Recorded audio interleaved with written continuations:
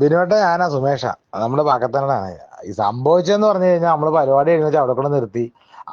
അവിടെ കയറിപ്പോ മുതൽ തൊല്ലായിരുന്നു. ഒത്ത വാലയെ പിടിച്ച് തൂങ്ങിയിട്ട് അവനെ വിളിച്ച് പോലീസിനെ വിളിച്ച് പറഞ്ഞ് അവനെ പോലീസ് ജീപ്പുകാർ കൊണ്ടുപോയി.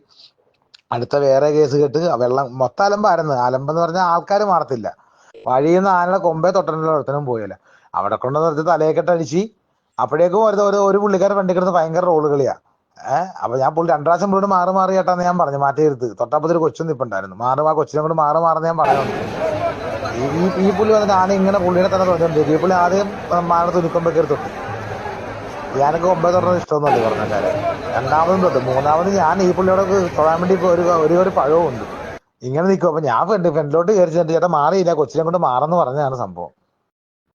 ഞാൻ ഫ്രണ്ടിലോട്ട് കയറിയും ആന കടന്ന് നിൽക്കുകയും ചെയ്യും. ഒരുമിച്ചായിരുന്നു. പിന്നെ നിങ്ങളൊക്കെ കണ്ടതല്ലേ, ഇതാണ് സംഭവം.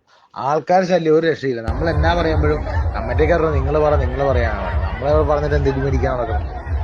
പിന്നെ പൊതുവെ എത്ര ആൾക്കാരോട് പറയും നമ്മളിത് പൂരം പറമ്പ് ചെന്നിട്ട്. അതാണ് സത്യം.